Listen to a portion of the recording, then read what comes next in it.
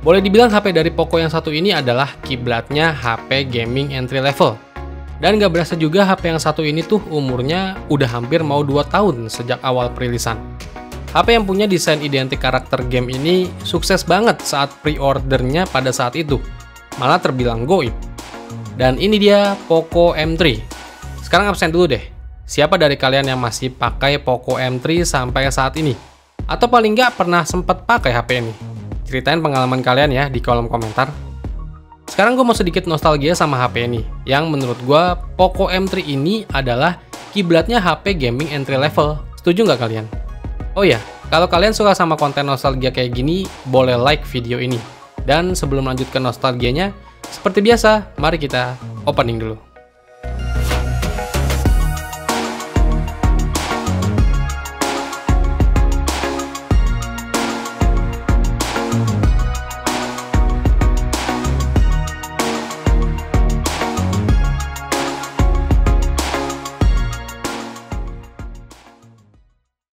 Oke, langsung aja yang pertama kita nostalgia dari segi desainnya nih. Menurut gue desainnya HP Poco M3 ini anti mainstream banget.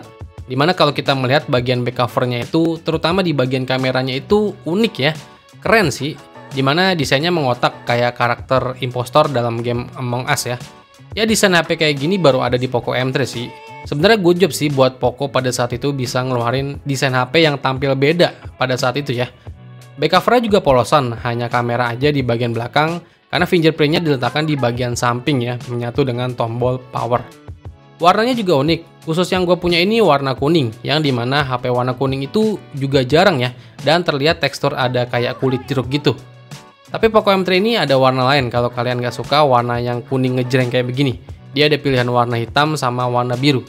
Tapi kalau udah dinyalain HP-nya, layar dari HP ini cukup tajam sih, karena resolusinya itu udah Full HD+. Dengan bentang layar 6,5 inch dan brightness levelnya sampai 400 nits. Terus layar HP ini juga udah dilengkapi Corning Gorilla Glass 3. HP ini juga udah mendukung dual speaker di bagian atas dan bawah. Dan chargernya itu udah bertipe Type-C dengan daya ngecasnya sampai 18 watt. Fingerprintnya di sampingnya menyatu dengan tombol power, yang dimana sampai saat ini pun fingerprint menyatu dengan tombol power itu masih banyak banget yang beredar di HP-HP baru di tahun 2023 ini. Nah, biar lebih enak lagi nostalgianya, gimana kalau kita bahas langsung aja ke performanya nih. Sebelum gue bahas main gamenya, gue mau kasih info dulu nih, spesifikasi lengkap dari Poco M3 ini. Poco M3 ini ditenagai chipset Snapdragon 662. Khusus RAM yang gue pernah pakai ini, RAM-nya 4GB ya, dengan internal memorinya 64GB. Tapi ada pilihan juga RAM yang 6GB. Cara angka sih masuk ke jajaran entry level banget ya. Untuk pengetesan gamenya pada saat itu gue tes pakai 3 game nih. Yang menurut gue yang game-game lumayan berat juga buat chipset sekelas Snapdragon 662. Ada game Genshin Impact, PUBG, dan Mobile Legends. Untuk Genshin Impact di Poco M3 ini masih bisa sih diajak main Genshin Impact. Ya walau menurut gue settingan defaultnya pasti di settingan rata kiri atau paling rendah ya. Mainnya sih ya lumayan lancar, tapi emang ada penurunan frame pada saat kita sedang berantem sama musuh. Atau yang paling kelihatan pada saat cutscene animasi. Tapi untuk HP harga 1 jutaan main Genshin Impact sih udah lumayan lancar sih. Tapi mungkin kalau Poco M3 digeber Genshin Impact buat update sekarang ini ya bisa meledak kali HP-nya. Lanjut buat main PUBG Mobile, settingan yang didapat itu maksimal smooth high aja ya. Atau bisa ke balance medium.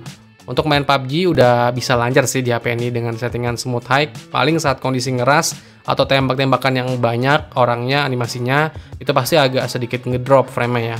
Satu lagi untuk gyroscope di Poco M3 ini agak delay ya, karena gyroscope-nya itu cuman dalam bentuk software aja.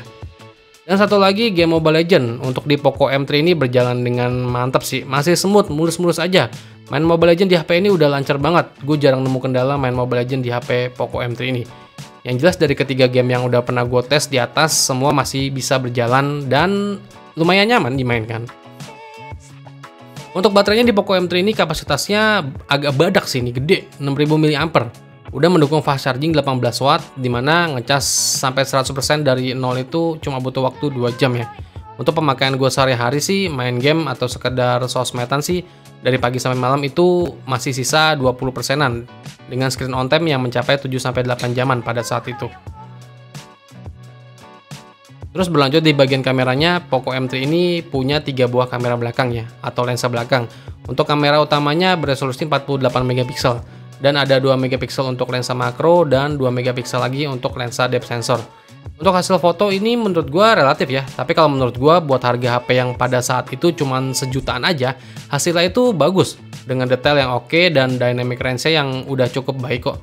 Apalagi kalau kita pasang Gcam. Untuk foto malam hari itu cukup mengangkat brightness-nya.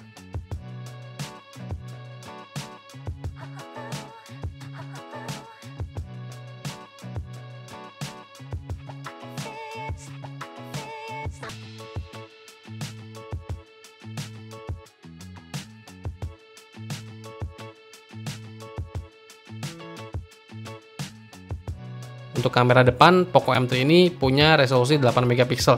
Ya menurut gua udah cukup lah bisa menangkap momen selfie atau sekedar video call. Tapi kalau untuk hasil perekaman videonya, HP ini mentok bisa merekam resolusi Full HD 30 fps aja ya. Ya menurut gua hasilnya itu kurang baik sih, apalagi kameranya belum punya fitur ACE ataupun OIS. Perekaman videonya ya masih goyang-goyang.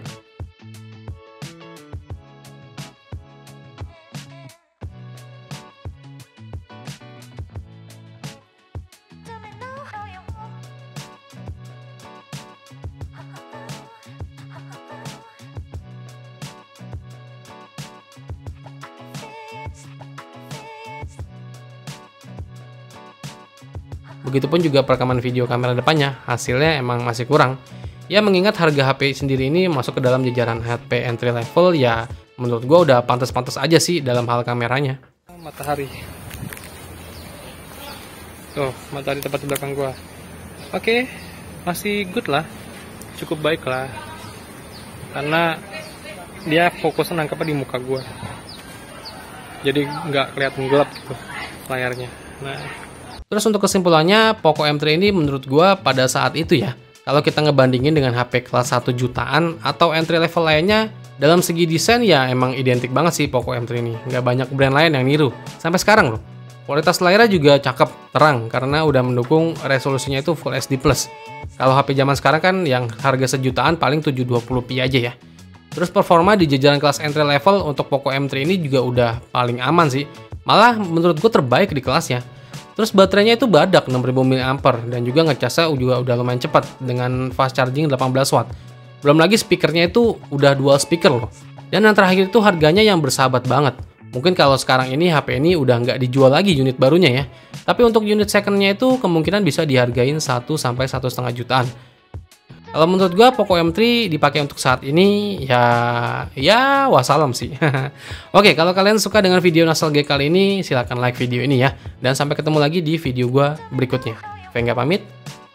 Bye bye.